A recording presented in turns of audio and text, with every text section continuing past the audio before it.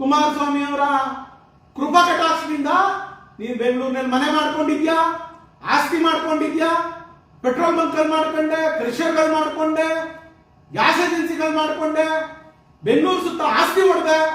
ಇದೆಲ್ಲ ಕುಮಾರಸ್ವಾಮಿ ಅವರ ಕೃಪಾಶೀರ್ವಾದದಿಂದ ಅಂತ ಮರಿಬೇಡ ಮಿಸ್ಟರ್ ಬಾಲಕೃಷ್ಣ. ಕೆಣಕ್ತಿರ ನಮ್ಮನ್ನ, ನಮ್ಮ ಲೀಡರ್ ಬಗ್ಗೆ ಮಾತಾಡ್ಬಿಟ್ಟು. ನಿನ್ ಏನ್ ಯೋಗ್ಯತೆ ಇದೆ ಕುಮಾರಸ್ವಾಮಿ ಅವ್ರ ಬಗ್ಗೆ ಮಾತಾಡಕ್ಕೆ, ದೇವೇಗೌಡರ ಬಗ್ಗೆ ಮಾತಾಡಕ್ಕೆ? ಬುಡೇ ಬಿಡ್ತಾರೆ, ಸುಳ್ಳು ಹೇಳ್ತಾರೆ ಅಂತೇಳಿ ನಾಚಿಕೆ ಆಗಲ್ಲ ನಿನ್ಗೆ ಅವ್ರ ಹೆಸರು ಹೇಳಕ್ಕೆ? ಅವರಿಂದ ಗೆದ್ದು ಮತ್ತೆ ಈ ಶಾಸಕನಾಗಿ ಕಾಂಗ್ರೆಸ್ನವ್ರು ಕರೆದಂತ ಹರಾಜಿನಲ್ಲಿ ನೀನು ಸೇಲ್ ಆಗಲ್ಲ 10 ಕೋಟಿಗೆ ತಲೆ ಮಾಡ್ಕೊಂಡಲ್ಲ ನೀನು ಬಾಲಕೃಷ್ಣ. ದೇವೇಗೌಡರಿಗೆ ಕುಮಾರಸ್ವಾಮಿಗೆ ಬೆನ್ನಿಗೆ ಚೂರಿ ಆಗ್ತಲ್ಲ ನೀನು. ಮತ್ತೆ ಮಾತಾಡ್ತು, ಮತ್ತೆ ಅವ್ರ ಹೆಸರು ತೆಗೆಯಕ್ಕೆ ಯೋಗ್ಯತೆ ಇದೆಯಾ ನಿನ್ಗೆ? ಏನ್ ಅವ್ರ ಬಗ್ಗೆ ಮಾತಾಡ್ತೀಯಾ? ಬಾ ಡಿಬೇಟ್ಗೆ.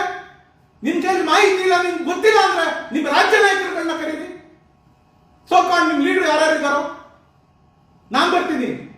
ಈ ರಾಜ್ಯಕ್ಕೆ ದೇವೇಗೌಡರ ಕೊಡುಗೆ 94ರಿಂದ ಏನಿದೆ, 85 ಇಸ್ವಿಯಿಂದ ಏನಿದೆ, ಯಾರು ಮಾಡಿದ್ರು? ದೇವೇಗೌಡ ಬ್ಯಾರೇಜ್ನ ನಮ್ ಜಿಲ್ಲೆಗೆ. ದೇವೇಗೌಡರು ಅವತ್ತು ಬ್ಯಾರೇಜ್ ಕಟ್ಟಿಲ್ಲ ಅಂದ್ರೆ ಇವತ್ತು ನಮ್ಮ ಜಿಲ್ಲೆಗೆ ನೀರಾವರಿ ಆಗ್ತಿತ್ತ? ಗೊತ್ತಿದೆ. 94ರಲ್ಲಿ ಶಾಸಕರಿದ್ರೆ ಒಂದ್ ಊರಿಂದ ಒಂದ್ ಊರ್ಗೆ ಹೋಗ್ಬೇಕಾದ್ರೆ 20 ಕಿಲೋಮೀಟರ್ 30 ಕಿಲೋಮೀಟರ್ ಸುತ್ಕೊಂಡು ಹೋಗ್ಬೇಕಾಯ್ತು ರಾಮನಗರ ಜಿಲ್ಲೆನಲ್ಲಿ. ಒಂದ್ ಕಡೆ ಋಷಭಾವತಿ ನದಿಗೆ ಅಡ್ಡ ಸೇತುವೆಗಳನ್ನ ಮಾಡಿದ್ರು, ಅರ್ಕಾವತಿ ನದಿಗೆ ಸೇತುವೆಗಳನ್ನು ಕಟ್ಟಿದ್ರು, ಸುವರ್ಣಮುಖಿ ಕಟ್ಟಿದ್ರು, ಕಣ್ವ ಜಲಾಶಯದ ಕಣ್ವ ನದಿಗೆ ಅಡ್ಡಲಾಗಿ ಸೇತುವೆಗಳನ್ನು ಕಟ್ಟಿದ್ರು. 30 ಕಿಲೋಮೀಟರ್ 40 ಕಿಲೋಮೀಟರ್ ಜನ ಸಾಯ್ತಿದ್ರು. ಪ್ರಜ್ಞೆ ಇದೆಯಾ ಈ ದೇವೇಗೌಡರ ಬಗ್ಗೆ ಮಾತಾಡಕ್ಕೆ? ಯಾರು ಈ ಜಿಲ್ಲೆ ಮಾಡಿದ್ದು? ಯಾರು ರಾಜೀವ್ ಗಾಂಧಿ ಹೆಲ್ತ್ ಯೂನಿವರ್ಸಿಟಿ ತಂದಿದ್ದು? ಯಾರು ಇಂಜಿನಿಯರಿಂಗ್ ಕಾಲೇಜ್ ಮಾಡಿದ್ರು? ರಾಮನಗರಕ್ಕೆ ಡಿಪ್ಲೊಮಾ ಕಾಲೇಜ್ ತಂದಿದ್ದಾರೋ?